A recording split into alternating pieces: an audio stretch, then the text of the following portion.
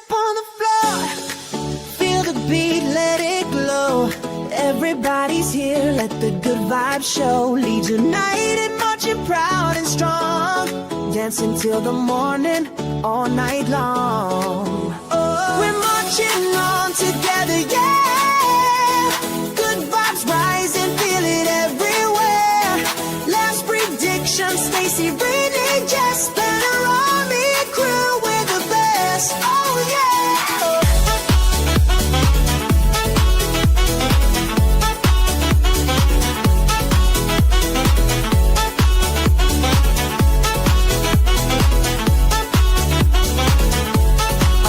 Day buzz, we're dancing in line. From previews to reviews, it's party time. Fastest finger first, let the quiz begin. Cheering for leads, we always win. Mental health, we're here for you.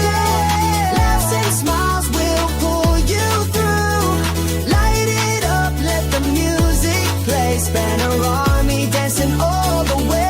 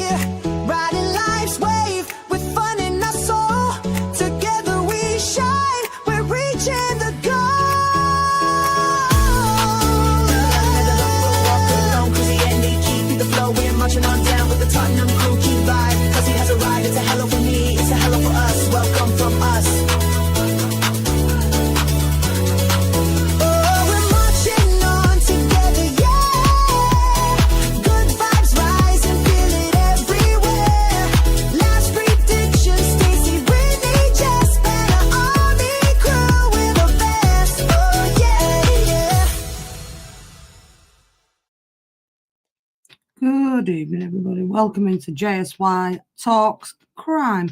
Please make sure we're smashing the like on the video, subscribing to the channel if we're new, hitting that notification bell, and as always, thank you for watching. How are we doing, Renee, love? Doing good. Marshy's taking over the nap spot. Where's Gemma been relegated to? Gemma? I don't know. Oh, she's right here at the bottom of by my feet. Oh, they're still loved up there. Yeah, they're not. They fought about 5 minutes after we came off the stream, but they're good now. Good. How are we doing, Stace? I'm doing good. I'm looking forward to get this one out of the way. Indeed. The judge is in the courtroom. Jules is in the house. That means. Anyway, you shouldn't have you as a judge because you're not allowed to drink when you're a judge. You've got to be polished. You know what I'm saying. Big up, Kev, mate. Hope you're doing well. Big up, Drew, love. I'll tell you what, this Milan Roma game's a bit spicy. So come on then, Stace. It's over to you now. This is your bit. Oh. It's like talk to me, don't you? I know. Give me 2 seconds, I'll take the light off. Why do you think I sit in black? Crying, I want a minute. Renee's going to get that cockerel out in a minute and start painting it. I will, yeah. How's that, Drula? My light's going here. Lights are on, but there's no one home. That's my friend now. That's not my friend. Yeah, I look like I was being interrogated. What the hell? Big up James Money, mate. Hey, James. There we go. Is that better, Drula? We're all sat in darkish. Still need some light to see. Nah. Right. Order in the courtroom, Jules. I'm not being funny now. He looks a creepy fucker just before we even get into it. Yeah. He's one of them blokes that you'd look at and think he'd make your hair stand up on the back of your neck. Yeah, really scary guy. Oh, he's creepy. Mm-hmm. Maybe the wrong picture to use, but Oh, I don't know. He already gives me creeps, and I don't know that much about him, but he already gives me creeps. well, better be Well, how old is he now? How old were he then? He's 80 years old now. I was shocked when I thought he was 80. This was 2000. Hang on a minute, I think it was 2005. How come he got away with life sentences and not death penalty? Absolutely got away with life sentences. That's ridiculous. I know. So it's because I'm gonna get some stitching done, Drula. Like She's gonna kill me. So one of them 2005. blokes. He was sentenced into his court case started in 2005. Hang on a minute. How long did this killing spree go on for? Oh, it went on for like 20 years. 20 years. Crazy. Yeah. He did this. He started in the 70s. I think he stopped in 97 or something and then went quiet. No, he went quiet and then hang on a minute. I have it here somewhere in a minute. Stace has dates. But this It guy took another was 20 years to catch him. this guy was so scary. This went on, he terrorized Wichita, Kansas, which Kansas is in the middle of the country, Midwest. Terrorized Wichita for like 20-something years. This guy was scary. They could not catch him. They could not catch him until I really think he allowed himself to get caught personally. He did. I really, yeah. He stopped in 91. 91, okay. So from 91 to 2005, he was in hiding. And he would go quiet for periods of time where it was like he'd kill people and it was like that would satiate him for a while and he would stop. And they just had like they could not. I don't think the FBI could have caught him without him allowing himself to be caught. Mm-mm.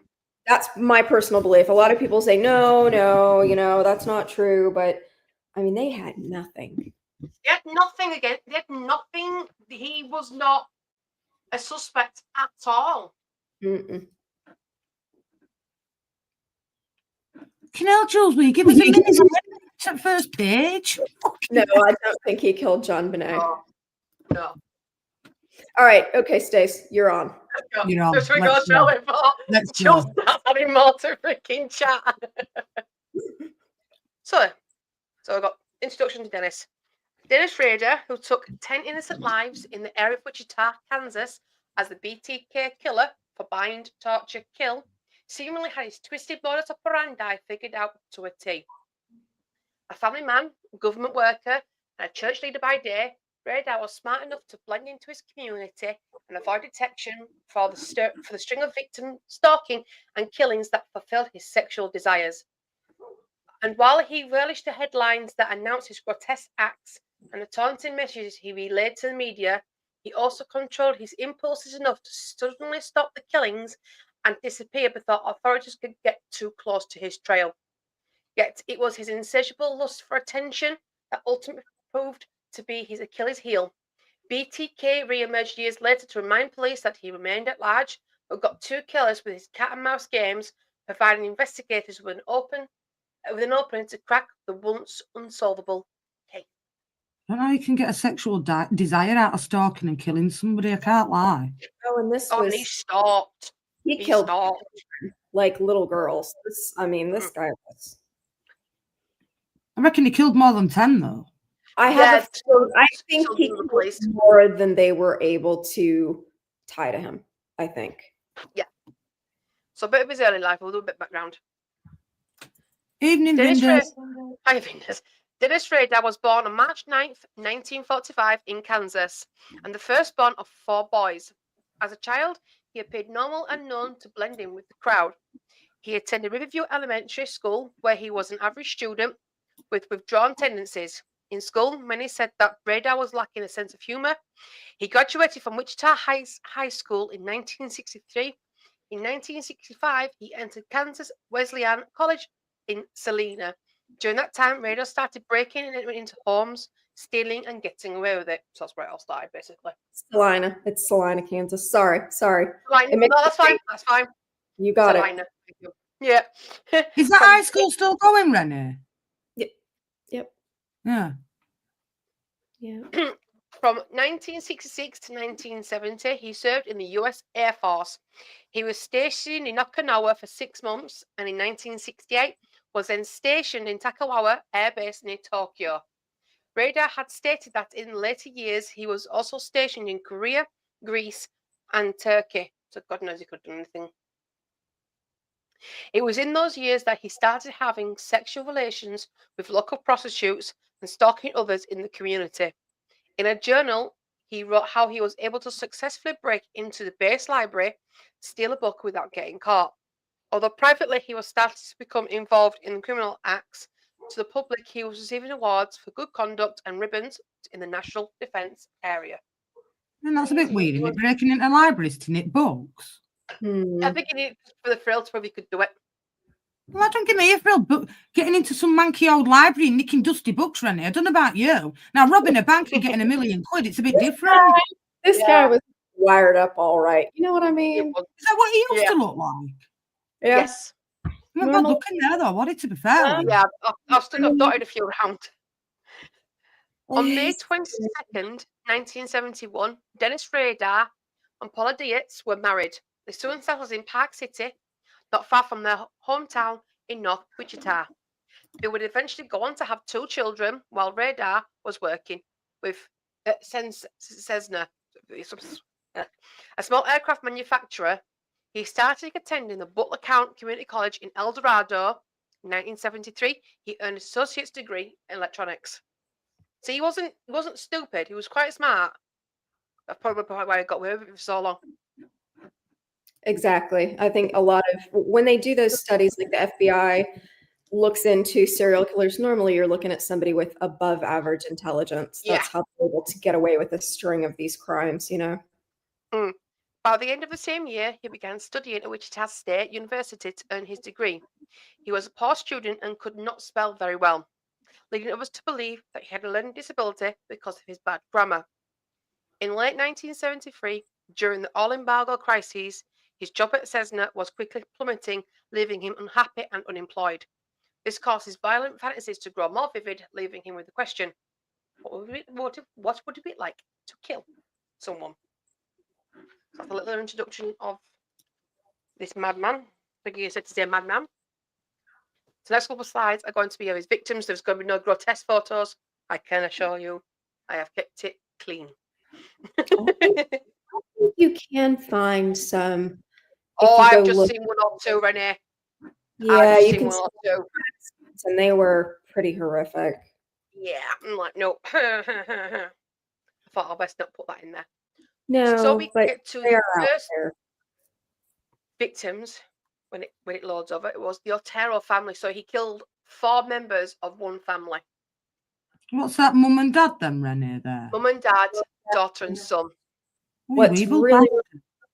What's really pitiful is the older son. There was an older son who was in high school who stayed late for, I don't know, like maybe football practice or something. Lived, came home and found his entire family dead. I mean, you want to talk about being siblings. I've seen interviews with this poor guy, and it's just really like he blames himself, and it's just really sad. So on January 15th, 1974, Dennis Rader broke into the home of the Otero family between 7 and 7:30 a.m. Rader gathered a well-figured out plan and got together his hit kit, which consisted of guns, cord, knives, and multiple tools for breaking and entering. He cut the phone lines and broke into the house.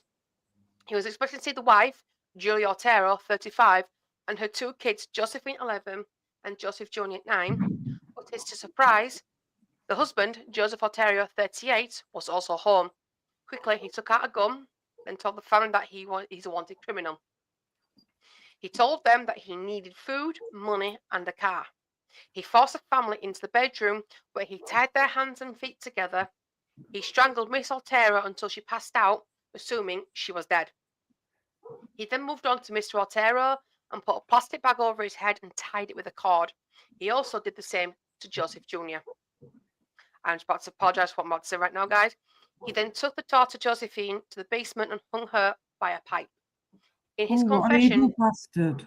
Rader Yeah. stated that once he hung the girl, he fulfilled his sexual fantasies, leaving semen by the crime scene.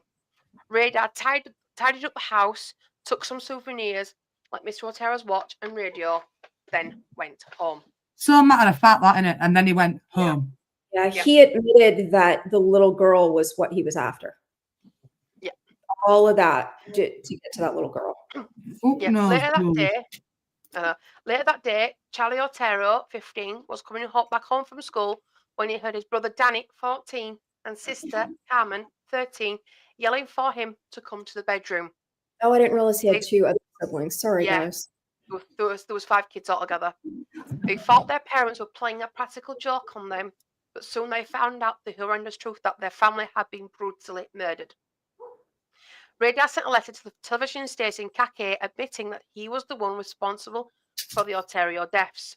He wrote that he wanted to be known as BTK, standing for Bind, Torture, Kill. From the beginning of 1974 until 2005, he would be tortured in the small town of Wichita, Kansas. Later in October 1974, an editor of the Wichita Eagle newspaper received a phone call that guided him to a letter which was hidden in an engineering book at the Wichita Public Library. The police ended up finding on the letter, which had gruesome descriptions of the Otero murders. The letter had very bad grammar and stated, "I did it myself, with no one's help," he said. "The code words for me will be bind them, torture them, kill them, BTK." So, 1 minute. How big's Wichita, Rennie? In Kansas? Yeah.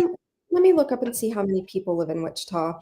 But while I'm looking this up, if you go onto Netflix, His Mm. daughter's got a series.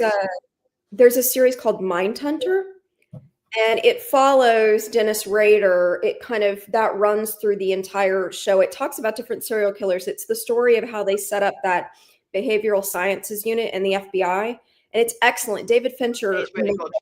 It is fantastic. So you should watch it. And it talks about Dennis Rader. Like it's kind of following as they're setting up this behavioral sciences unit, and they're interviewing Charlie Manson and the guy that worked with Dean Corll that actually killed Dean Corll, the Candyman. Like they're interviewing all these serial killers, trying to figure out what makes these people tick. Why do they do the things they do? And it's actually following Dennis Rader's story is like kind of going on in the background with all this going on. It's called Mindhunters. Is it Hunters or hold on? Yeah, it's on Netflix. I've watched it. Okay, hold on. Let me get to Wichita. How far's that from where you are, Wichita, Rennie? It's pretty far. Yeah. So is that North or South America? It would be west, a little bit north and west of me. Well, probably just straight west. Right. It's a 5-hour flight from Knoxville. So Wichita, I mean, it's not tiny. Hold on. Let's see. Cheers. Let's see what it says about Wichita here. In the 2020 census, the population of the city was 397,352. It's quite a small town, isn't it? Yeah, the Wichita metro area, if you take all of the suburbs into account, is 647,610. It's in south central Kansas along the Arkansas River. Here, let me show you a picture of Wichita. Oh, it looks nice, doesn't it, there? I like that. Yeah, Kansas. Yeah. They have it's next door to Colorado. It's what you get this Kansas is just east of Colorado. And so they have very cold winters. It tends to be pretty flat. Wyatt Earp was a police officer in Wichita for about a year before he went to Dodge City. They're known for Wichita. Was known for aircraft manufacturing companies. Like didn't she say he worked for Cessna? Yes. Mm-hmm. Okay, so there is a bunch. There's Beechcraft, Cessna, and Stearman Aircraft. So the city was known for a while as the aircraft production hub. It's called the air capital of the world. They also had Learjet, Airbus, Boeing, Spirit Aerosystems, and Textron Aviation that they have manufacturing facilities in Wichita. Yes, that's what he was doing. He was working for the manufacturing sensor, and when it went under, he lost his job. That's when he started to kill. Wichita Lots of State. people lose their job, Stacey. Don't mean they go out and start killing people. Yeah, but they do say, though, that the tendencies was there beforehand. Sometimes it'll take something dramatic in their life to switch it on, like Jeffrey Hold Dahmer. on a minute. All those dramatic things going on in his life. It don't make us have to be bleeding serial killers. No. Okay, so That's why they do this. a couple more tidbits about Wichita. So it's considered part of the Midwest. It's 157 miles north of Oklahoma City, 181 miles southwest of Kansas City, and 439 miles southeast of Denver. So you've got several bigger cities that kind of surround Wichita. It's pretty flat. It has rough winters there. Hot summers, snowy, cold winters. Let's see. There's an Air Force base there called McConnell Air Force Base. Humid, hot summers and cold, dry winters located on the Great Plains. There's also tornadoes. It's part of Hurricane Alley, so Right. it gets all the highlights there. Fair enough. Just wanted to know where it was. Yeah. I was going to try and find you a map of where Kansas is in the U.S. I'm not being funny, but to say he couldn't spell very well, he was still very clever, wasn't he? Breaking into fucking libraries and shit. Yeah. But do you know what bugs me there? Why would you want to break into a library? What gratification do you get from getting into a library, man? I think it was just prove he could do it. Probably. Crazy. It's like a test run type thing, if that makes sense. Kansas on a map. So Kansas, how am I going to do this? So I'm not going to be able to do it big enough, and I'm going the wrong way. So, okay, there's Texas. Yeah. Above that is Oklahoma. Right. That is Kansas. All right, okay. Yeah, so right in the middle. It's sandwiched in then. It is. It's right in the middle of the country. Nebraska sits above it. Colorado sits on one side, Missouri on the other. So landlocked. Definitely Midwest. They have pretty good barbecue there. Kansas City's known for their barbecue. You're pretty close to Kansas City. Go get good barbecue. Right, so we've got to talk about victim number 5 now. Right. So, Catherine. Come on. Okay, so that happened in 1974 that he killed the first family. And this is a few months afterwards. Okay, so it's just a few months later then. All right. I think January, he killed the Oteros. I believe it was cold, so January sounds right. Yeah, January 15th, he killed the Oteros. There was snow on the ground. A few months after. So obviously, so just a few months after the Otero murders, Catherine Bright was murdered on 4th of April 1974. Rader had seen her before entering her home and considered her as one of his projects. That day, he broke into her home from the porch door and hid in the bedroom. Around 2 p.m., she arrived home with her brother Kevin, 19, which Rader was not expecting. Rader came rushing out of the room with the gun pointing straight at them. He told them the same story that he was a wanted criminal and needed car, food, and money because he was on his way to New York. He forced the two into the bedroom and ordered Kevin to tie his sister's hands and feet. He then took Kevin into another room and tried to tie him up as well, but was not successful. Kevin got into a fight with Rader, getting very close to taking the gun from him, but Rader was able to get a good hold of the gun and shoot Kevin in the head twice. After that, he went back to Catherine to finish his project. Catherine also put up a big fight against Rader as he tried to strangle her. He realised that strangling her was not going to work, so he started stabbing her in the abdomen multiple times.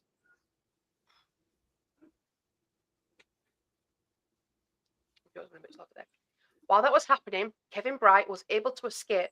He ran a few blocks to his car and drove off in search for help. Sadly, even after multiple emergency surgeries and blood transfusions, Catherine Bright died at the age of 21.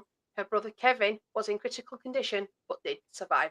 So that's a picture of Kevin. And Why were they so obsessed with like killing families and stuff and like brothers and sisters? So this, if I remember this one right, it was just unfortunate. Kevin His brother was there. visiting today. They did it together. It's and like that- when it was like when he was selling the Ontario's. He was only expecting the mother and the two youngest children there. exactly. He didn't realize. I think they had a cold or something going on, or the flu in the family, and people were not feeling well that day. But he did not expect the husband to be home. He was expecting her and the two little kids, and figured, easy kill with those three, and then he'd have with the little girl that was who he wanted in the first place. Yeah. So yeah, it was a twisted individual. And I think Catherine, this young woman, like he just so happened to see her out in front of her house, like he was driving by one day. Yeah, he was driving past. And that is how he picked this girl out of everyone. Like it was just wrong place, wrong time. Wrong time. So awful, He would watch them to get the routine down. He wasn't just, she'll do, and then go for the kill. He would watch them. If you're watching the Netflix series with his daughter, they actually found his what's at the beginning was projects, is what he called them. He called every one of these people that he's killed his projects. So he was a sick, twisted individual. We'll get into that a bit later on. So victim number 6. So this is 1977. So he took a short break. 3-year break, I think it was. Yeah. So we double check that. I have. Yeah. So he took a 3-year break. As far as we know, he took a 3-year hiatus from killing. That's I don't think that's right, but so 1977, Rader decided to come out again as BTK after 3 years of silence. He decided it was time to kill again, and he spotted soon-to-be victim in a neighborhood that he was strolling through. That day, he was supposed to go after a woman named Cheryl, whom he had met at a bar, but she was not home. He decided to go down Hydraulic Street and came in contact with a 5-year-old boy named Steve Relford. Rader pulled out a picture of his own wife and son and asked if he knew where they were. The boy said no and went home. Later, Rader knocked on the door and Steve answered the door. He posed as a detective, which let him get inside the house with no problem. Including Steve, there were 3 children in the house. Rader turned off the TV, turned down the blinds. The mother, Shirley Vane, came out of one of the rooms startled. At gunpoint, he ordered the children to go into the bedroom and locked them inside. He told Vian that what he planned on having his way with her. Somehow, he was able to lead her to believe that it wasn't rape and calmed her down by giving her a glass of water and smoked a cigarette with her. While the children were screaming in the bedroom, Rader tied their mother up, strangled her to death by putting a cord around her neck. He left semen on her panties, which were found next to her body. In later years, during his confession, Rader stated that the telephone rang, causing him to leave early, which left the children in the bathroom still screaming for their mother. On March 17th, Shirley Vane was murdered at the age of 24, leaving behind her 3 kids and husband, Richard Vane. So he's getting more bold now. Terrible. It's just sad. I've also seen an interview with Steve, which is just really pitiful.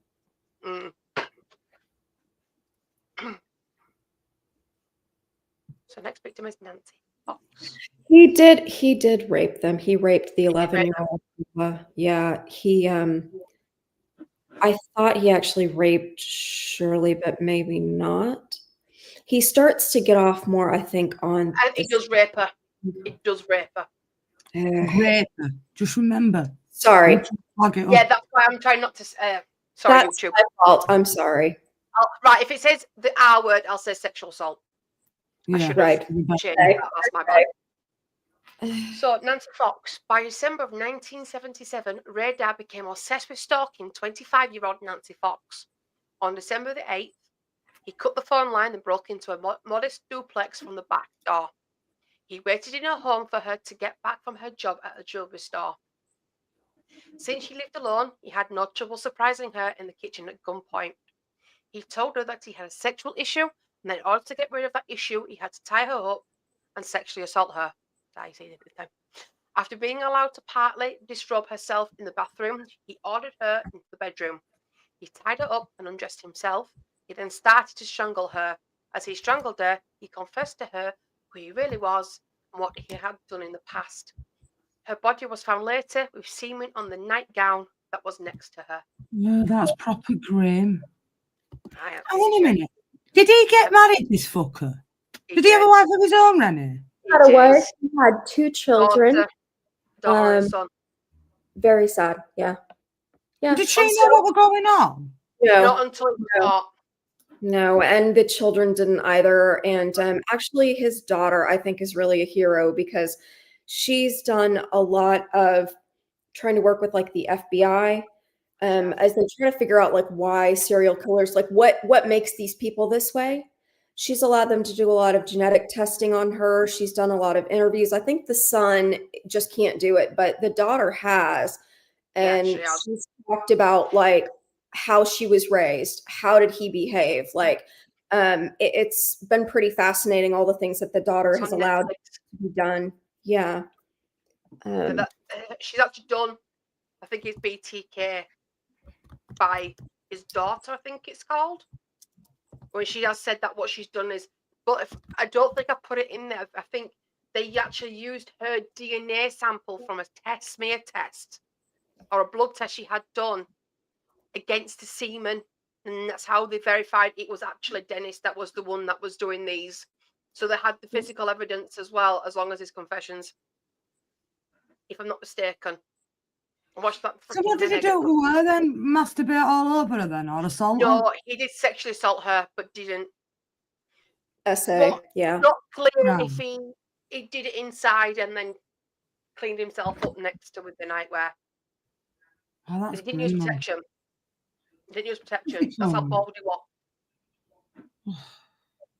Well, remember, I mean, early 70s, like there was no DNA testing. They could test it for blood No. type. They actually saved DNA, which is smart. A blood group that they could test for, but they could not. No, they couldn't tell out else from it, could they? Exactly. They could tell. Blood types, and that's about it. But yeah, I highly recommend that show on Netflix. Very accurate. I had doggies outside my door. Right, the following day, on his way to work for the AT&T alarm company, he called the police department and said, "Yes, you will find a homicide at 843 South Pershing, Nancy Fox. That is correct." He then left the receiver dangling. The police rushed to the house at the 843 South Pershing and found Nancy's body strangled to death. The police tried to replay the recording of his voice many times, but never found a match. Early 1978, Rader sent a sarcastic poem called Shirley Locks to the Wichita Eagle newspaper. After the poem was a serious letter, BTK was again taking responsibility for the past 7 homicides. It was written the same way as the letter that was found in 1974, including a factor X, which was apparently the reason for him to commit these horrible crimes. The next letter was found was mocking the murder of Nancy Fox, entitled "Or Death to Nancy," which was mimicking the song "Or Death." See, even though he's even when he wasn't doing anything, he was tormenting the media and the whole of Wichita by sending poems and stuff out. Yeah, he really terrorized Wichita, and this went on for years. I'm gonna get this printed off, to be honest. Let me change the page on here.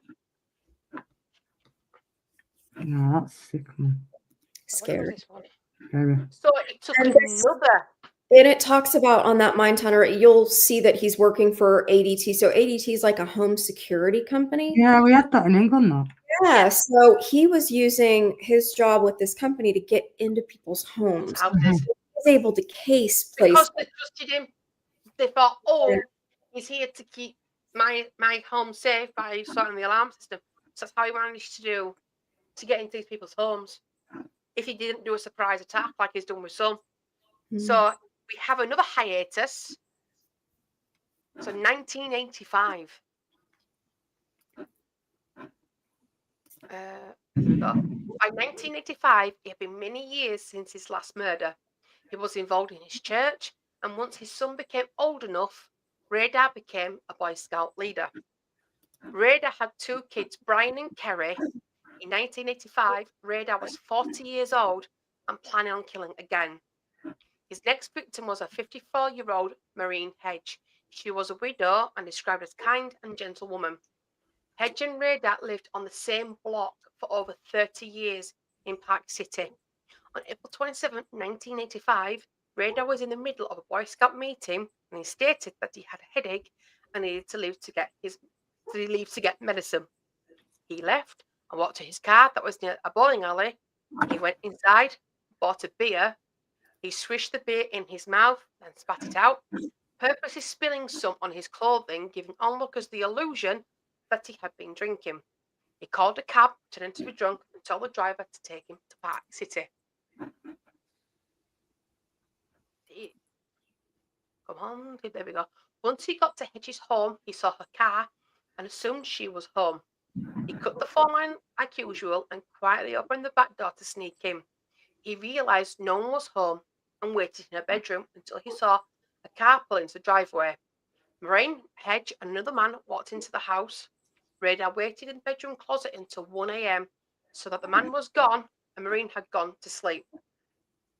Rader came out of hiding, turned on the bedroom light, and jumped on top of Maureen, choking her to death. Once she had died, he dragged her body outside into the trunk of her car. He drove to the church that he went to regularly, and because he was a trusted member, he had keys to the building. He put black plastic over the windows so no one could look inside. He then dragged her body to the basement of the church. He photographed the body in multiple different poses before putting her body back in the trunk of the car and taking off. He dumped the body in a ditch along a dirt road not far from their home in Park City. And that was the picture of Maureen. I think that was her late husband in that picture. So Park City is just a little suburb of Wichita. And I've stumbled across some of the crime evidence photos regarding her body. The photos that they found. The dude was twisted. There's something in this PDF they haven't put on that I mentioned to Jess earlier that I think when I've done this we can come full screen and we can discuss it then. So the next victim is, one minute, I'm losing track of mine, was Vicky. I need to just sort that font out. Wergel. By September of 1986, Vicky Wergel, 28 at the time, and a mother of 2, had caught Radar's eye. He would walk by her home during the day and listen to her play the piano.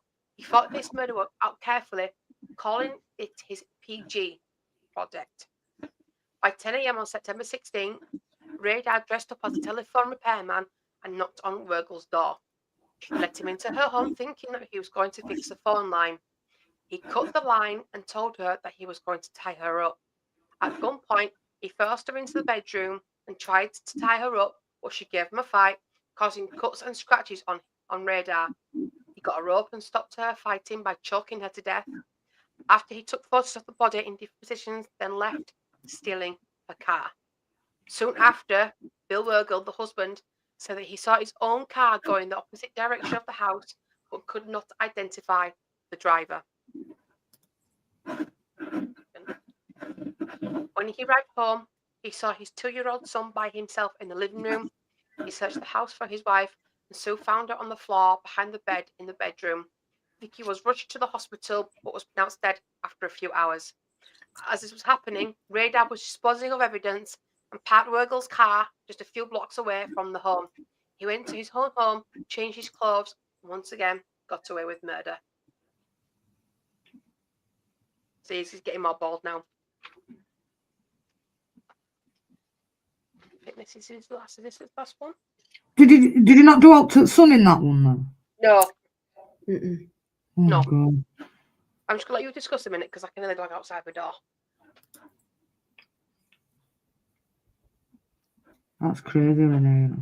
I suspect, like Drula's saying, like that gap is too long. Like I feel the same way. I think there had to have been. There's more than that. No way, you can't just go 11 years and not do all. I don't think so. I just don't. He claims that he did, but I just suspect there were others. It just seems like a long time if you're not wired up right. 11 years not to do all, or not anything. I don't believe it. No way. I know. I reckon he's done a hell of a lot more than he fucking thingied for, I tell you. Can't lie. Yeah, there is reasons to believe, even as early as, if I'm not mistaken, 2023, they still believe he did more than these 10 that he was convicted of. This just cannot. I think I explained that. So I think the next one, this is his last official victim. So we're on to Dolores Davis. In 1991, Rader found older women to be more vulnerable from past experiences with younger women. Rader found an older woman who was 62 and lived on her own, Dolores Davies. Davies lived a mile and a half away from Rader, where he noticed her at her home. He had a very thought out plan to get what he would be his last victim. He was going camping with the Boy Scouts over the weekend. On January 19, 1991, he came up with an excuse to slip away from one of the Scout meetings. He drove his car to his parents' house to change out of his Scout uniform and into his HIT clothes. He then drove to the Baptist Church in Park City to park his car and finish his plan out on foot. Once he got to the Davis house, he waited outside until he saw that she was asleep. He broke the glass door at the back of the house with a cement block that he found. Dolores came out of her bedroom and found Rader. He used the same line as he had almost every time, saying that he needed money, a car, and food, and that he was going to tie her up. He tied her up in the bedroom and strangled her to death.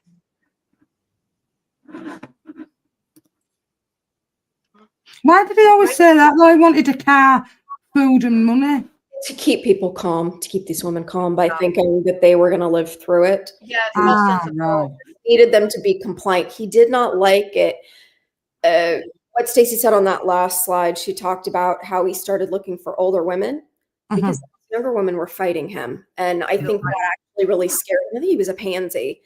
And he didn't want women fighting him. So he thought if he could keep them calm, you know, hey, I'm going to tie you up, but it's okay. You know, you give me the things I want, I will leave. It's just to make a more compliant victim. Oh, dear. I know. Sorry. Right. Rader took the body outside and put her in the trunk of her own car. He drove to a lake near Park City and hid the body and evidence under some trees. He drove the car back to the Davis house, wiped it down for fingerprints, and then left to go back to the church. He went back to where he hid the body, put it in his trunk, and dumped the body under a bridge in Sedgwick County. Rader then went somewhere to change back into his Scout uniform and returned back to the camp. The following evening, he went back to where he left the body and took photographs of it. Ooh. So that was his last victim. I'm going to say officially his last victim, because I do believe there's more. And the whole thing about this guy, it's really scary. He was, I think he was a Lutheran, but he was like an elder or a leader in that Lutheran church. He had keys to the building. He was constantly in that church. He was constantly around people's children. You know, here he is with the Boy Scouts. He did some stuff, I think, with his daughter as well. So he's around all these little kids. He's around, you know, all these other people in the church, and no one thinks anything. Like this guy, it's scary. You just never know who you're dealing with, you know? Like pillar of the community and all that. Yes, exactly. That's what I mean. He made himself the pillar of the community, so no one suspected a thing. Literally wolf in sheep's clothing, as the saying goes.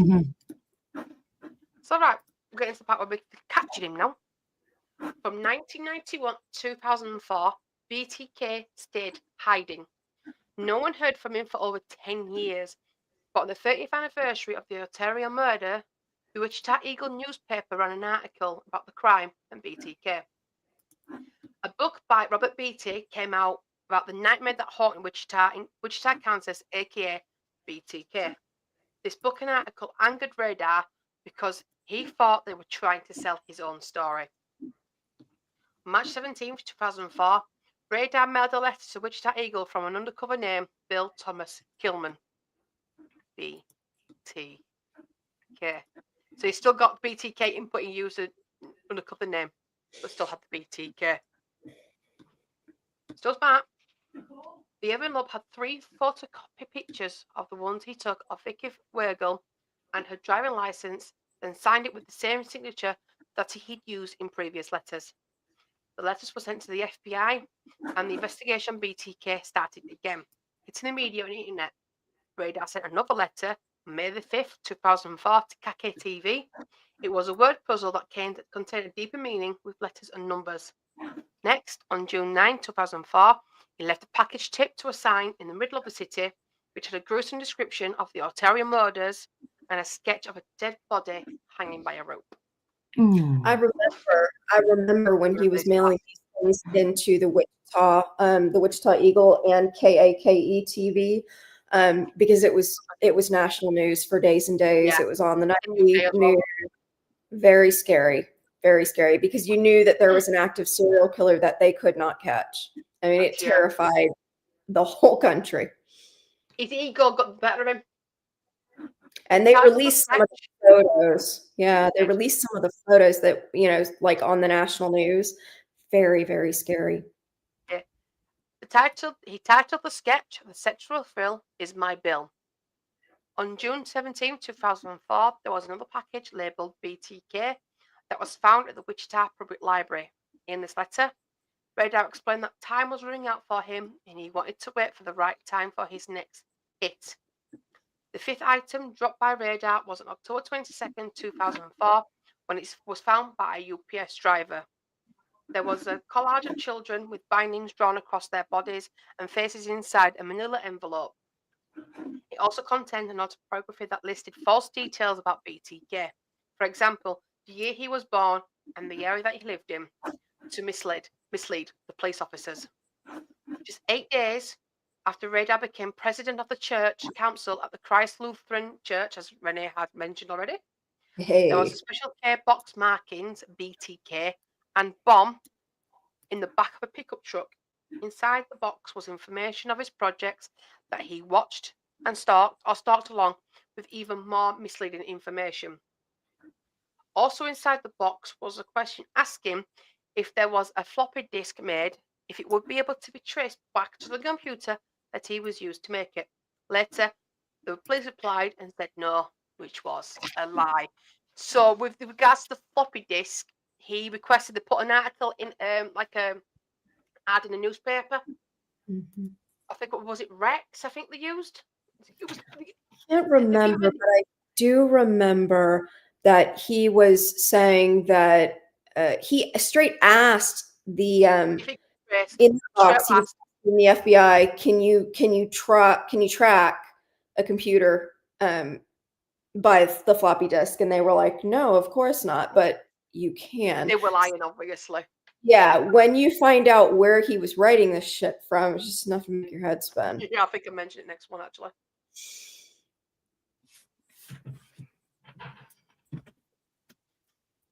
Oh no, I'm going to ignore that one. For some reason, that's a copy. There we go. The next clue found was another cereal box discovered on January 25th, 2005, after he sent directions to KAKE TV, thank you, Renee, on where to find the box. Inside the box was a doll with a rope around its neck and tied to a pipe, simulating the murder of Josephine Ontario. That's the 11-year-old girl. Yeah, that's 11-year-old girl, one of the first ones he killed. The 10th drop was a postcard. Sorry. No, I was just going to say, I really think that seems to be the murder that he always went back to. I think that was just like his dream victim was that little girl. It's just, Jesus. The 10th drop was a postcard that arrived on February 3rd, 2005. That was sent to KAKE saying that he was going to send a floppy disk. So when the 11th was found 13 days later at the studio of KCAS TV, place analysed floppy disk, which was drawn back to the Christ Lutheran Church under the name Dennis. They looked at the church and found the name of the president, Dennis Rader. They drove past his home one day in an undercover vehicle and saw a familiar car from the past security cameras. It was Radar's black Jeep Cherokee. The police asked his daughter, Kerry, for a DNA sample saying it was from a medical record. But in reality, the police were using it to match the semen found in the past crime scenes left by BTK. The Wichita Police Department found a match and finally solved the case after 30 years. So I thought it was her DNA was already on file. So clearly not. No, I remember them having to get a sample from the daughter, from Carrie. I remember that part. Well, I think both the kids changed their surnames now. I think. How old was daughter though when he got arrested in 2000 and whatever? Then Rennie. She was mid-20s, if I'm not mistaken. I feel like she was close to my age. I think she and I are pretty close in age. Yeah. Is wife still alive now then? Yeah, but they're obviously first.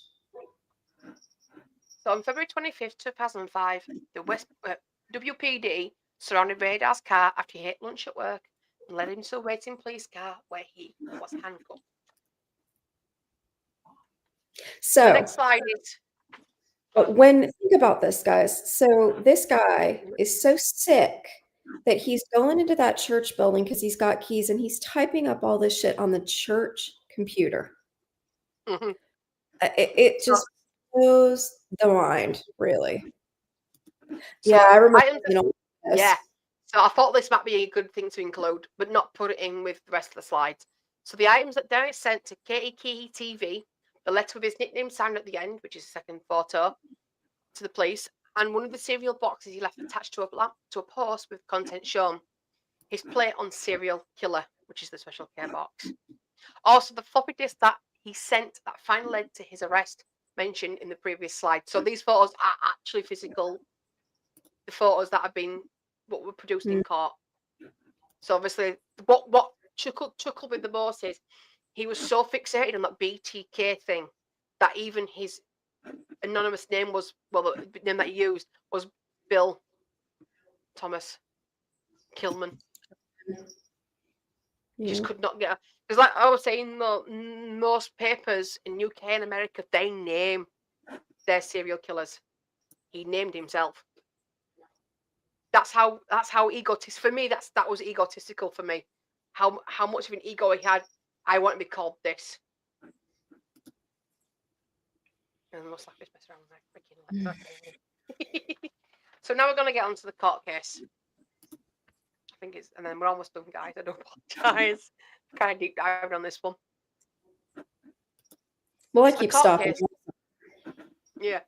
The same day Rader was arrested, he was taken to an interrogation room where at first he did not talk, but soon opened up and gave every little detail possible. By the end, Rader had given a 30-hour confession. In his confession, he talked highly about his crimes, and it was evident that he was proud of what he had done and that he liked the publicity that he had been given.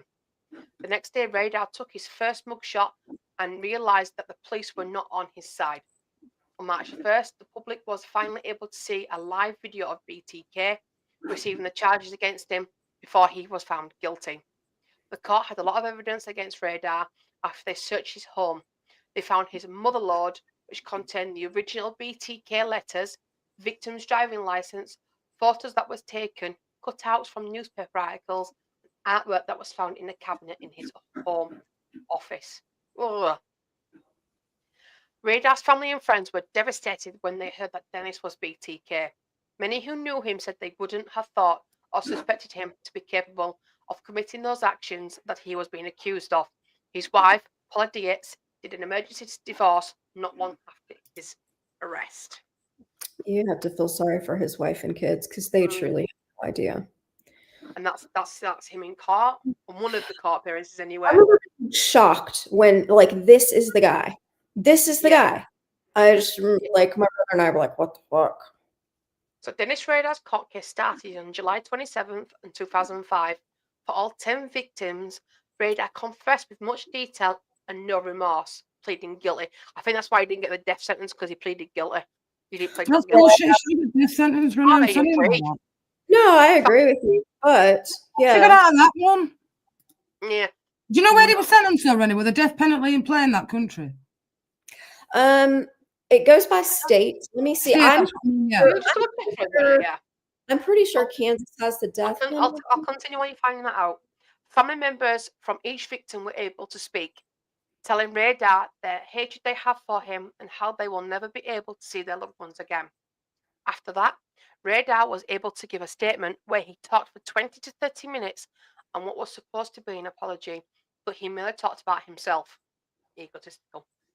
It was very obvious to the court and the millions of viewers that he was not truly sorry for his actions and that he liked the attention he was getting. One minute, Ellen. So Kansas has the death penalty. They've taken it away and then reintroduced it 3 separate times. It's been reinstated since 94, but it hasn't been carried out since 1965. Kansas right now has 9 inmates sitting on death row, but nobody has been executed since the law was reinstated due to a lengthy and complex appeals process.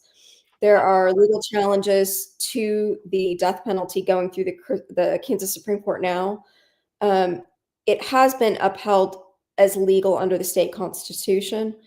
So honestly, this guy he's 80 years old now. Like, even if he'd have gotten the death penalty, he would likely still be sitting on death row. You know what I mean? He'd probably die on death row regardless. So on August 18th, 2005, Judge Waller, which is the gentleman in the video below, photograph below, sentenced Dennis Rader to life in prison. Rader will not be eligible for parole until 2180. He was also not allowed access to the materials that would fulfill his fantasies. On 19th of August 2005, Rader was taken to his new home in El Dorado Correctional Facility in El Dorado, Can, which I believe is still there. It is. Let me look this up. It's in the middle of nowhere. It's a maximum security prison. Out in the middle of Kansas. Despite his age. So there is rumors that Dennis Rader killed more than the victims named in this presentation, but none have been linked physically back to him. Police went through numerous cases that had similar modus operandi to see if there were any other possible victims. So Rader was convicted of 10 life sentences to be served consecutively. He must serve at least 175 years before he will be considered for parole. So there's a series on Netflix which is based around his daughter and how she lived with his killings and the aftermath. You can watch the confessions in court and some of his interviews with police on YouTube. And let me just skip to this part. Next part. This is the end. Here's Dennis's new home. I don't know if you're going to be able to see this. Yeah. This is the Dorado Correctional Facility out in the nowhere of BFE, Kansas. Yeah. Looks very unpleasant. Hope he's enjoying it. See this picture here? That's the still. You can actually see his 20 to 30 minute confession on YouTube in court. He gives very detailed description, and you can see there's no remorse or anything. He's just stonewall, and it's like he's proud.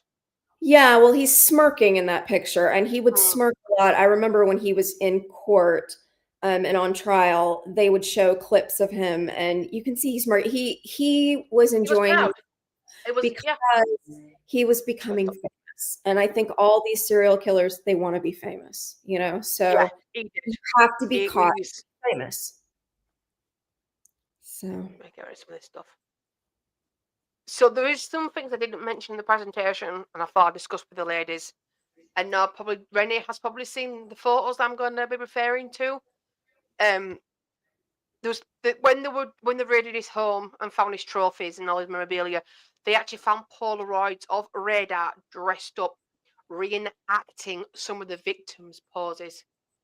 They released those to the public, or some of them. I've got some of them from a computer that I found. Yeah, I've only found 2 because it's not. It shows how twisted in the public.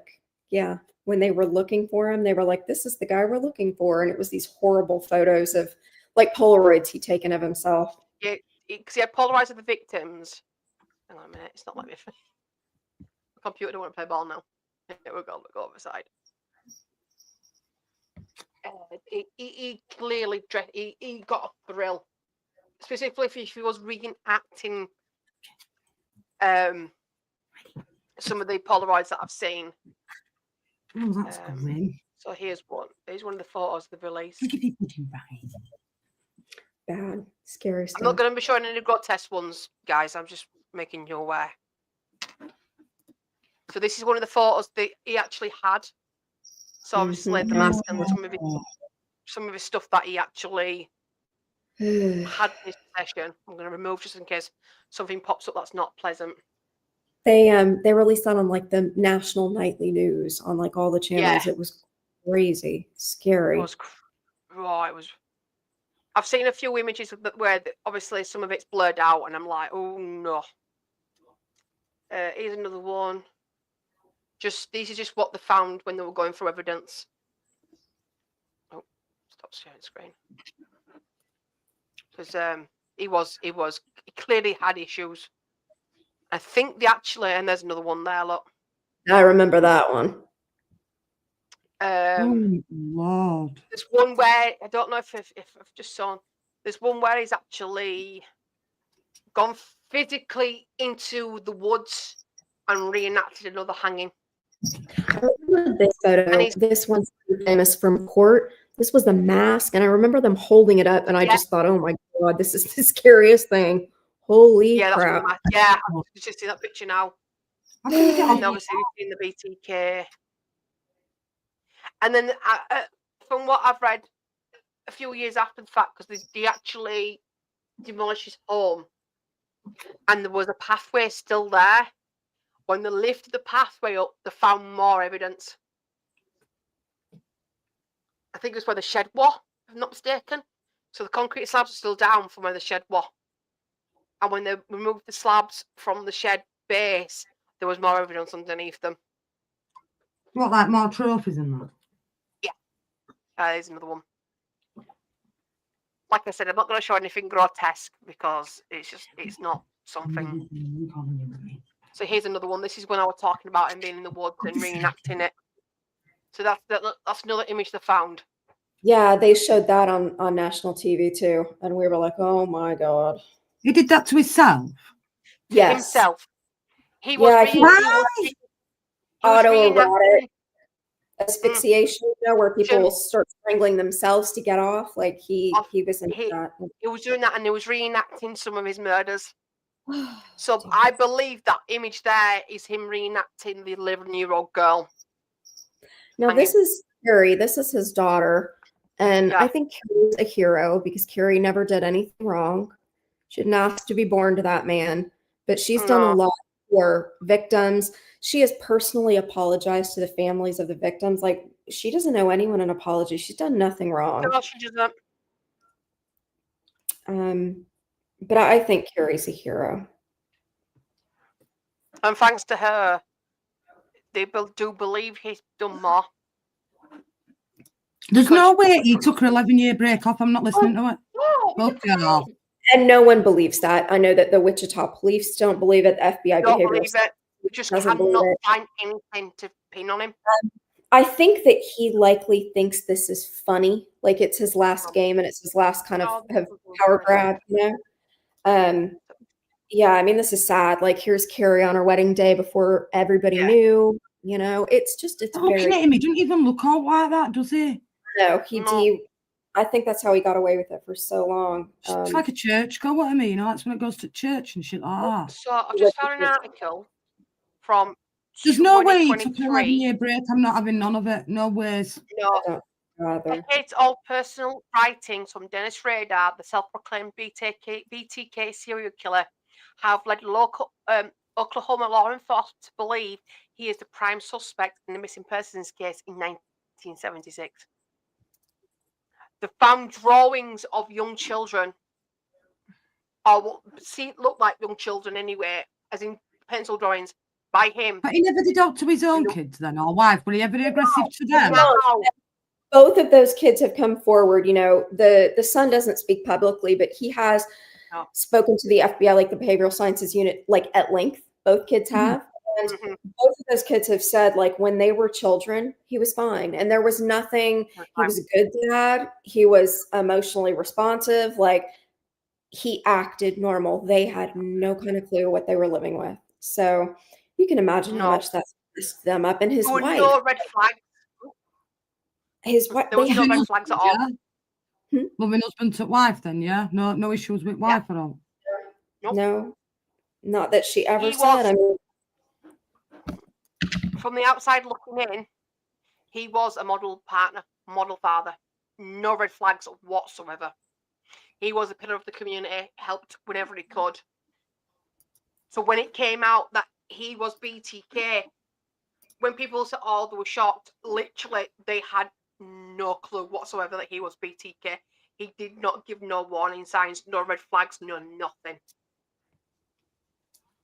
So, as I mentioned just not long ago about the 2 drawings,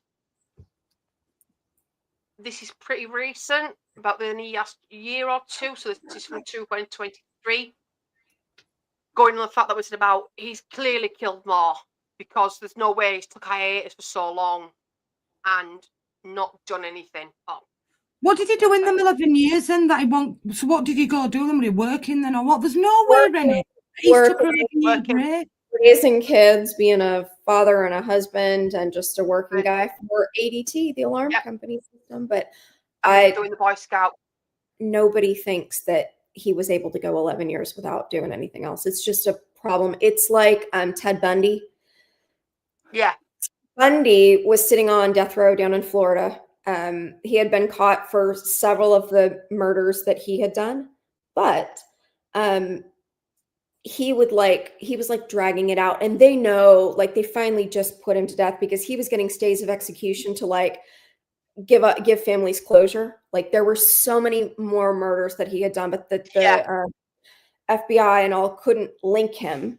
There are women that are missing that like meet the profile, but they couldn't find bodies. So they knew that there were more women that he had killed, but he was like lording it over them. And they would get close to an execution date and he'd be like, no. If you give me a stay, I'll tell you about these 3 other murders I've done.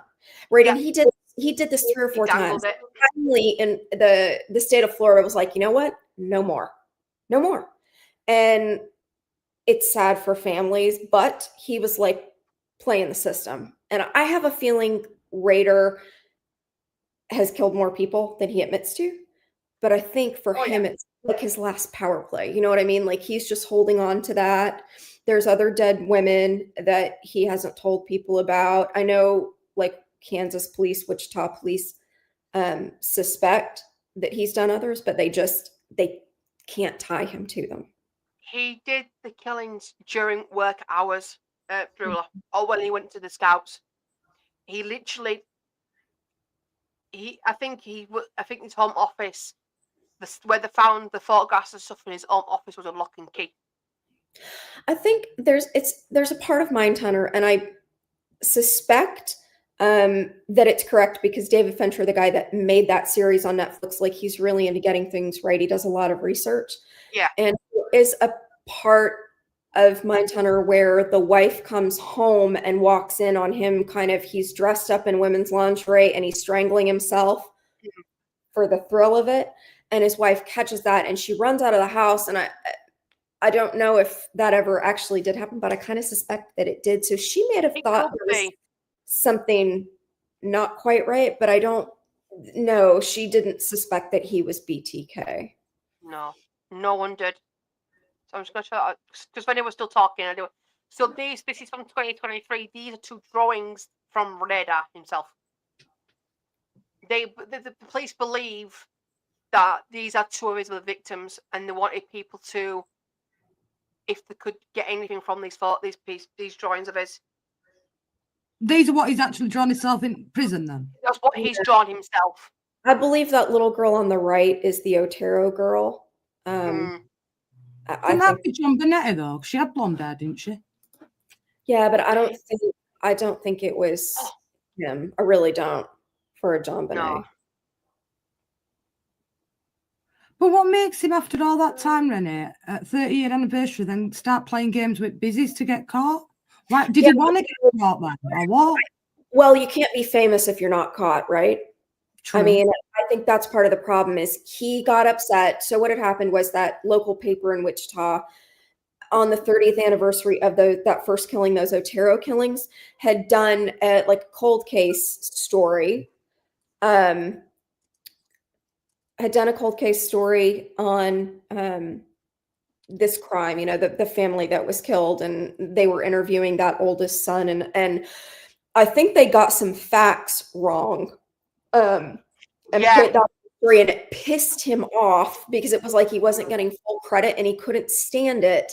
And that's when he started blasting off those letters to the KAKE TV and to the paper. He was mad because they weren't getting his story right. So that's why you were pissed, because they won't. Yes, because they weren't telling the true story. He wasn't getting full credit, and I think he just couldn't stand it. He could not stand it. Joe's got a point there, what she says, right? So how come Ted Bundy got the death sentence then, but he didn't? So the difference is the different states, like Florida and Texas, Texas, Alabama. Like, there are certain states that if you are put on trial and you get the death penalty, you're going to be put to death. Texas will do it. Florida will do it. I know Alabama will do it. Some states really don't like doing the death penalty. They're uncomfortable with it. I have a feeling Kansas is one of those states. California is one of those states. People always assume that you can't get the death penalty in California. That's not true. Charlie Manson got the death penalty in California. But it takes such a long time to get through the system. Also, Scott Peterson, the one that murdered his pregnant wife, Lacey, I think he got the death penalty. But it takes such a long time in California to get through the system. They don't like giving people the death penalty. So you're probably going to die in prison while you're waiting. Because it's not Texas, it's not Florida, it's not Alabama, where if you get the death penalty, they're going to kill you. Like, each state is kind of, each state has its own thing going on. Like, also, if it's a federal crime, like the Oklahoma City bombing, because that was a federal building, that was a federal crime, they will put people to death in the federal system. That's why the guy that blew up the Oklahoma City, I can't think of his name, that's why he was killed. Federal government's different than the individual states. So honestly, it's like a total patchwork of laws in this country. And it honestly just depends on where you've done the crime. Them pictures that just those sketches were found under two slabs. They went back. There was only the slabs left of his home, and they went back and searched them under them two slabs. That's where they found them drawings. Because the only thing that left with the two slabs, and they didn't think of looking under the slabs, so they went back and looked under the slabs because that's the only thing that was left of the building, and that's where they found more. So that kind of supports the theory that there was no way in hell he went all the time. You went without not killing. Nah, he's definitely done things in between, and I think them sketches prove he did things in between. Things just aren't being connected to.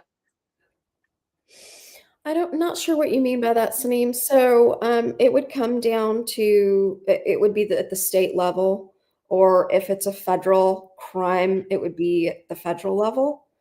I'm not sure what you mean by county system. So there are counties, unless you're in like Louisiana, and then there are parishes, but I don't know that that's really messed up. Crazy. I just don't believe he went all that time about killing someone else, Rennie. No one does. Can't. I mean, you're telling me he sat on his hands for 11 years and didn't do now, didn't get any cravings to do all, Rennie? Come on. Yeah, no. I know behavioral sciences doesn't believe that, and he still claims it. He's like, no. I knew that they were really looking for me, and things just had to calm down, and I had to stop. Like, I just don't think somebody that's wired up wrong can stop. I don't think they can. They could live 2 different lives, let's be honest, Rennie, because, fucking hell, he lived with a wife and 2 kids until he got what? A thingy, you know what I mean? So he could flip this coin and live that life, and then flip that coin and live that sort of life. The thing about that, Jules, about the moving about, is his job wouldn't have required him. So the FBI has come out, like behavioral sciences unit, and they have said that at any point in time in America, they think there's between 5 and 15 serial killers actively working in the country. a lot of these people will take jobs that keep them on the road. A lot of them are like over the road truckers. They think that's the perfect job because you've got a reason to be like driving around, going from place to place, easy to kind of find people. His job, Rader, is working for that ADT security system. It's not like a traveling job. It wasn't like a traveling salesman or an over-the-road trucker. It wasn't a job where he could have just disappeared for weeks at a time. Like his family would have noticed that. Mm-hmm. But literally no red flags. So apparently he was diagnosed as narcissistic, shocker, You don't. obsessive compulsive and antisocial personality disorder. So this Mendoza observed that Rader has a grandiose sense of self, a belief that he is special and therefore entitled to special treatment, a pathological need for attention and admiration, a preoccupation with maintaining rigid order and structure, and a complete lack of empathy.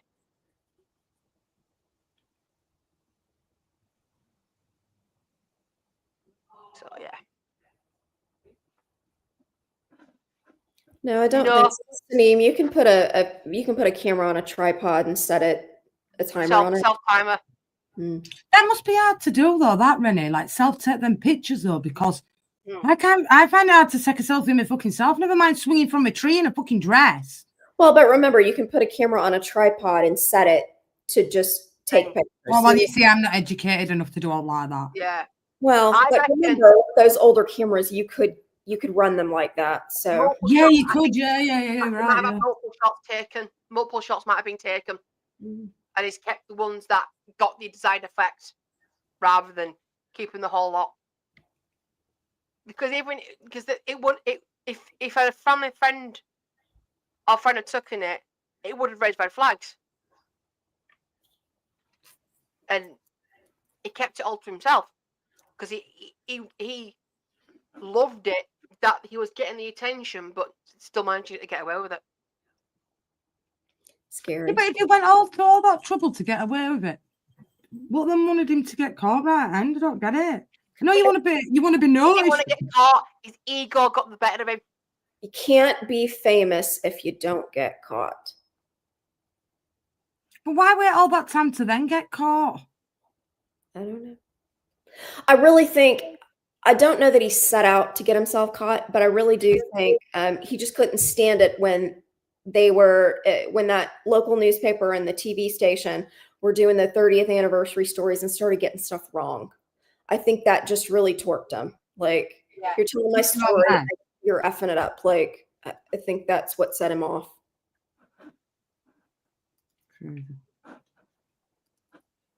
I can't believe he's still alive at 80. I didn't realize he was 80. I was surprised when I saw that. He's grim, you know. Really scary. But you want to watch his court where he sat there, he stood there, just relaying it. He's creepy.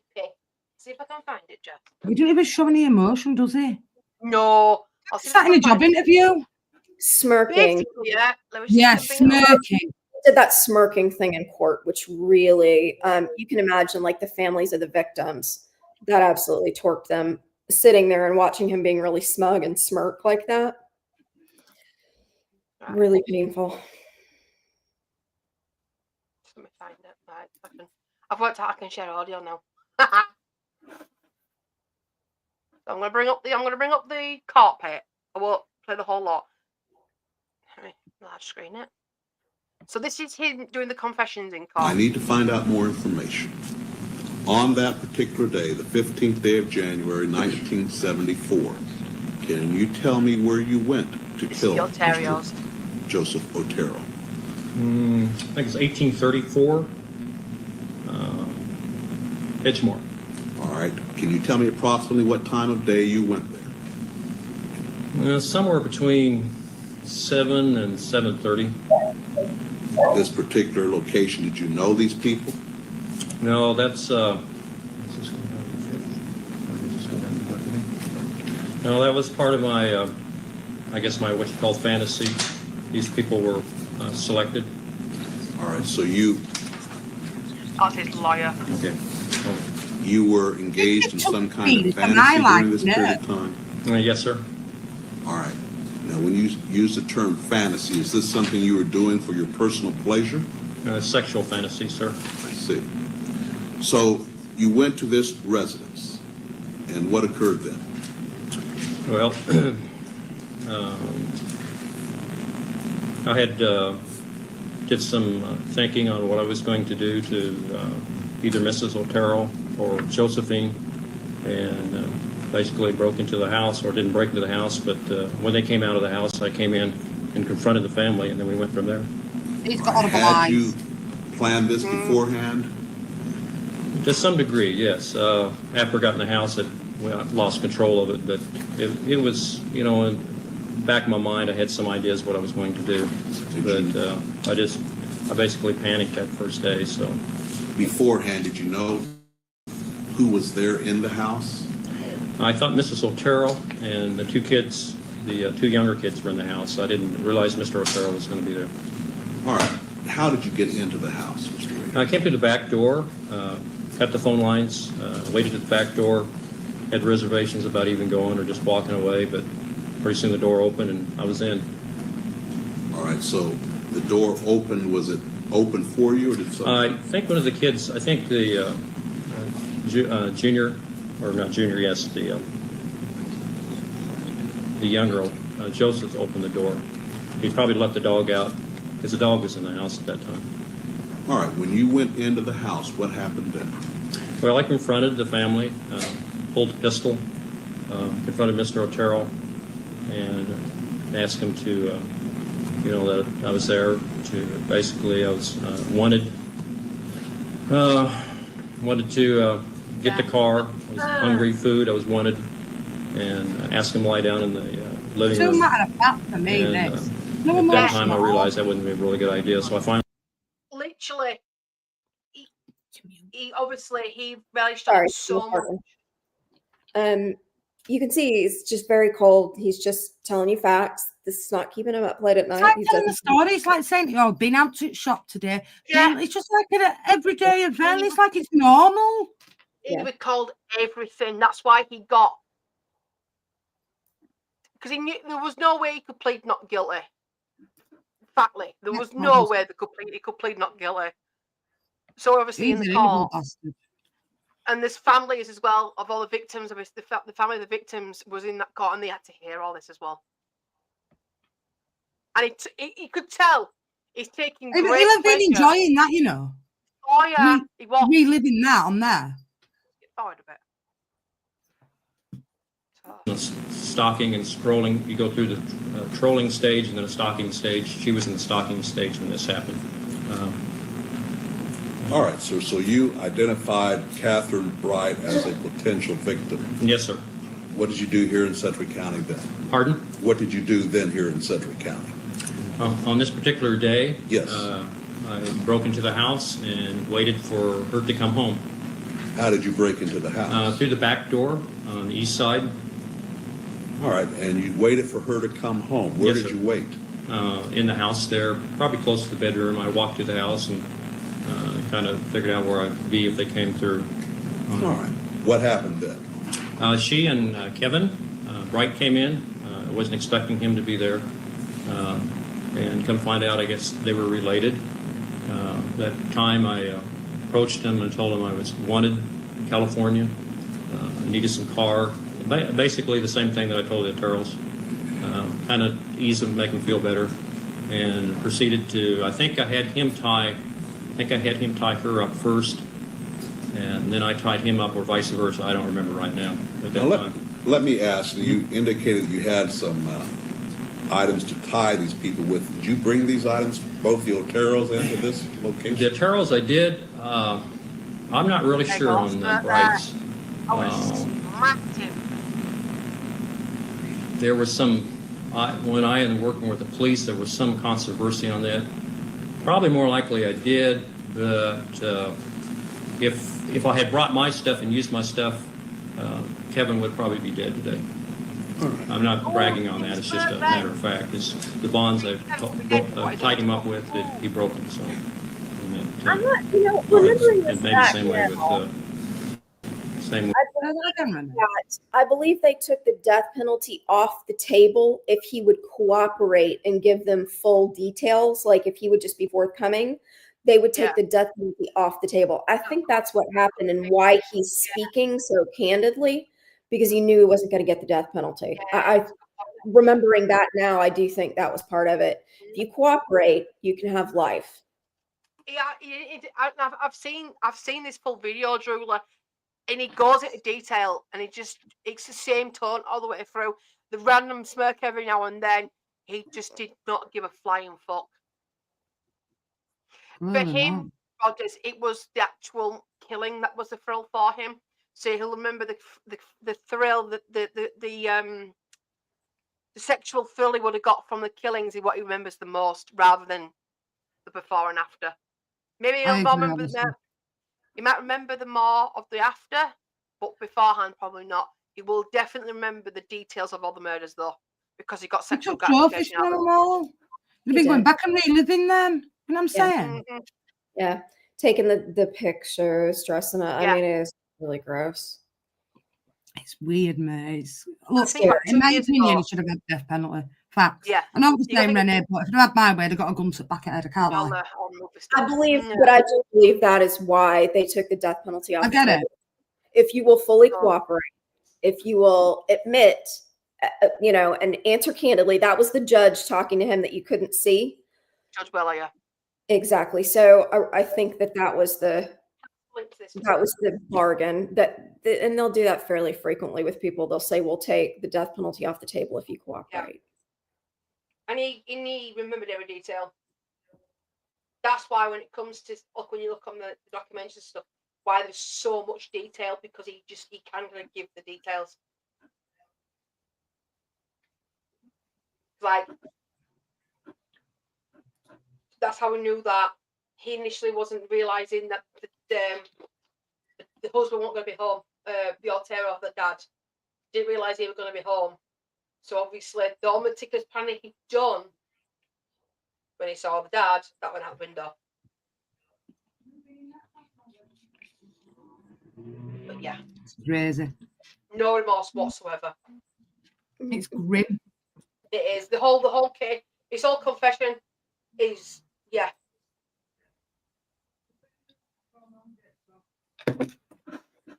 Yeah, the judge could just.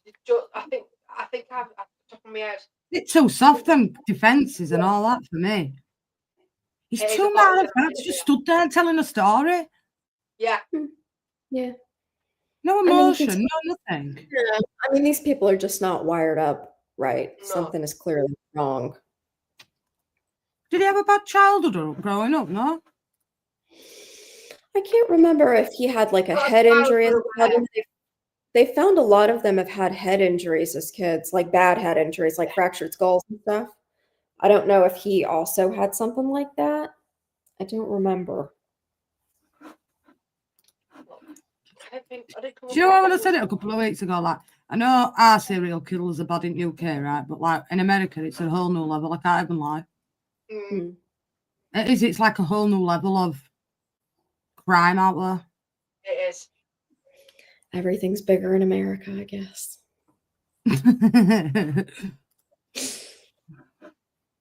I agree, Rodders. I totally agree. So and if you're telling me he never did more than that and he took 11 years off, I don't believe it. So apparently, Dennis has turned around and said he never experienced physical or sexual abuse as a child, and his early life appeared outwardly normal and remarkable to those around him. It was just a choice. So for him, it was a choice rather than anything psychological that happened when he was younger to flip that switch. Scary. Very. Scary how many years. And if he wouldn't have gone and been an arrogant cunt, they still wouldn't have caught him now. Yeah, that's the thing. Yeah. It probably still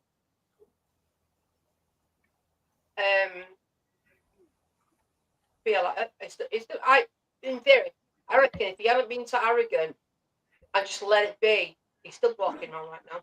I agree. He could have gone on to kill more if he had been so arrogant. No sexual abuse or anything like that in his childhood. He had a perfectly normal childhood. That's what he's saying. There was nothing in his childhood that would make him turn out like that. Because there has been links with past serial killers who've had some sort of trauma in the childhood that has even made them go down the sympathy one and, you know, wouldn't hurt a fly to doing exactly what their abusers did to them and escalating that, making people feel the way that they felt when they were in that situation. Yeah, man, that's crazy.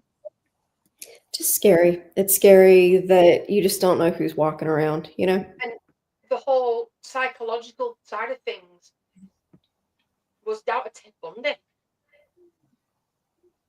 He's part of the reason why the profiling thing came around, and it kept profiling serial killers, because I think they were chasing one serial killer, and I can't remember who it was specifically, and they went to Ted Bundy to say, if this was you, what would you do next? And I can't remember who it was.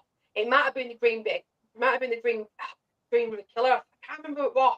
But they went to Ted Bundy to get his advice. And that's where the psychological profiling of a serial killer came about, thanks to Ted Bundy. Then went to Ted Bundy and said, if this was you, what would you do? And it kind of went from there. I'll see what else now. Crazy. Yeah, Ted Bundy helped catch the Green River Killer. What was the Green River Killer? It's all right.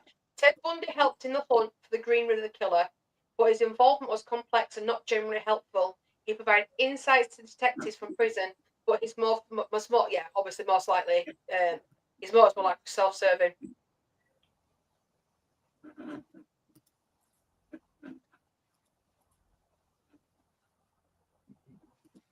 I agree, Rodders.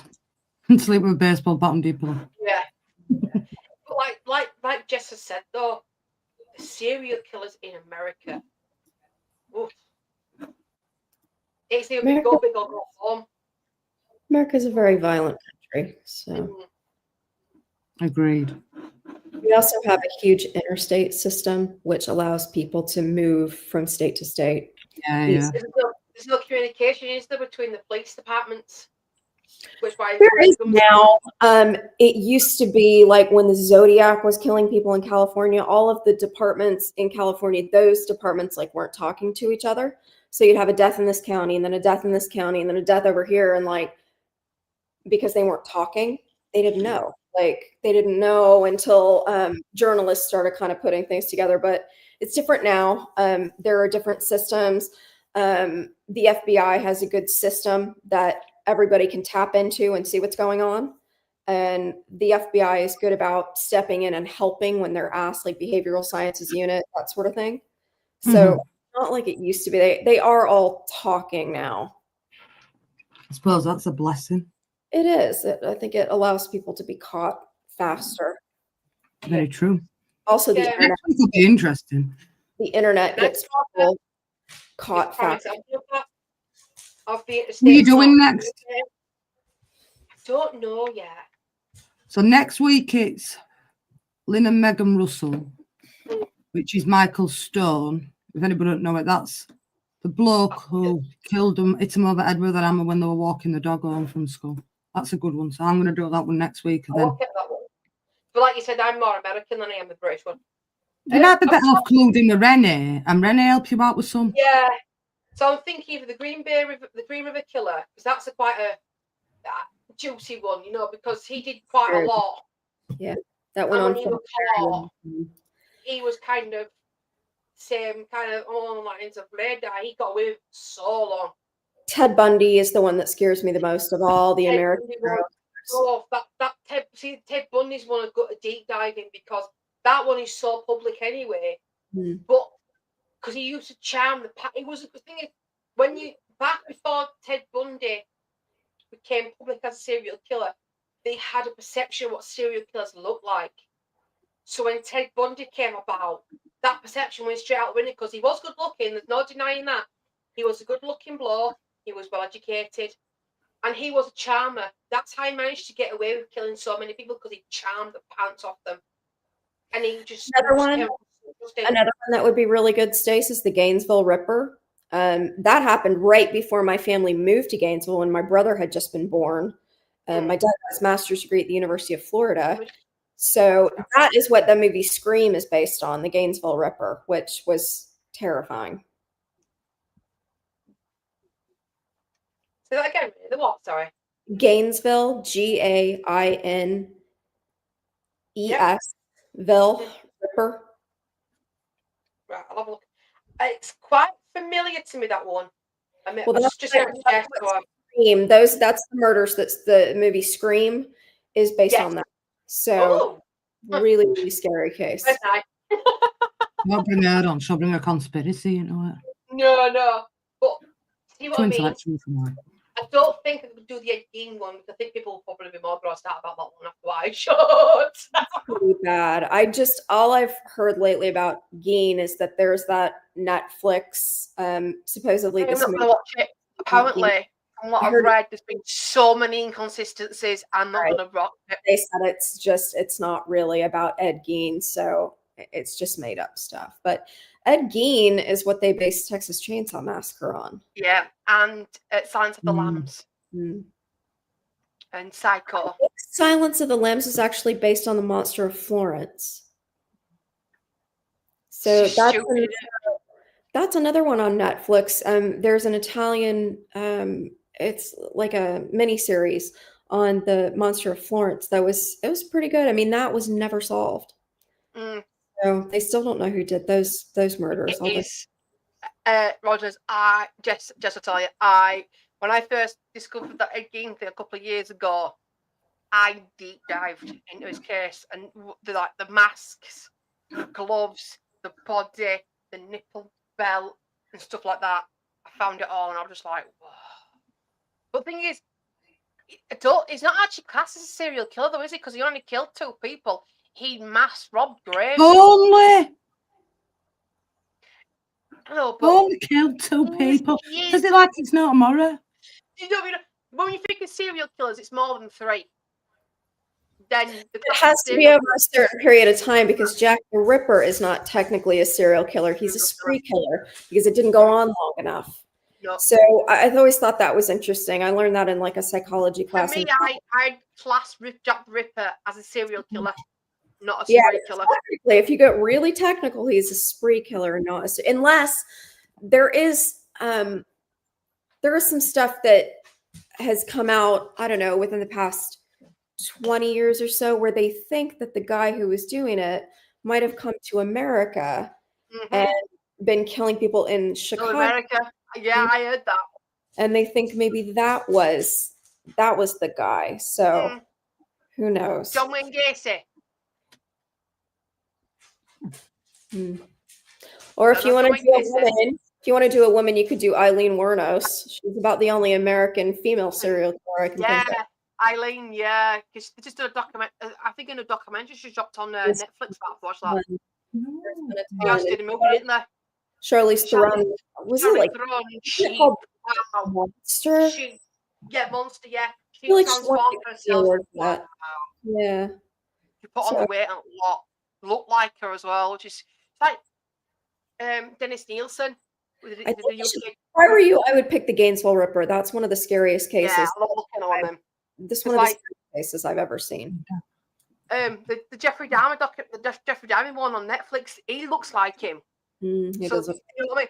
And then they did Dennis Nielsen, and they used David Tennant as Dennis Nielsen, and I love David Tennant. I mean, I love David Tennant. He looked so fucking like me. He creeped me out how much he looked like him. Wow. Just a window check. Yeah. Routers, it will make you make sure that your doors are locked. Me, Rennie, and Jessica watching it, but I fall asleep watching crime documentary. I'll sit there in bed all night and watch them. Right, peeps, I'm going to wrap this one up then. Next week it is Tell you what it is. Wait a minute. Next Sunday it is Michael Stone. Next Sunday. If you've got time, I'll be looking to Michael Stone for next week, and then the week, not week after, but the week after that, I'm going to do White House Farm. Yeah, that's a good one. So there's my two that I'm going to be doing. Big up to everybody I'll that's let joined us you know. tonight. It's been a pleasure as always. Well-behaved stream. Polished stream. There's no Naomi. You heard that, didn't you? Pretty polished. You did. She's got to be asleep. She's got to be. Hope you enjoyed it. Big up, Drew Love. We will be back tomorrow for the football. Everton versus Sunderland. Big up to everybody. It's been a really nice stream. Everybody's been really respectful, so I appreciate that. We will be back tomorrow. Thank you so much for today, as always. And there's only one thing left to say. It's a good night from me. And it's a good night from her. Don't have nightmares. And it's a good night and lock your doors from me. Oh, I'm just looking at your bed. Don't let any random people into your house. Exactly. And on that note, don't have nightmares. Switch a light on hallway before you go upstairs and check under your fucking bed. Lock your windows, lock your doors. Jess. What? It's back up. Yeah, no, I've seen it. And on that note, guys, we will see you all again tomorrow. Leeds United, dancing bright, spend our army up all night. Laughing, sharing, having fun. The beat goes on. We just begun. Like and share, let's all unite. Tottenham crew, feeling right. Goodbye from me, from her, from us. The party's here. No need to rush.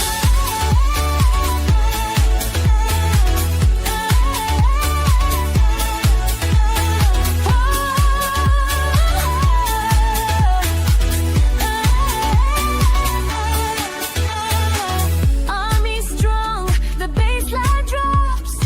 Spin around, the fun won't stop. Laughs and cheers, a groove we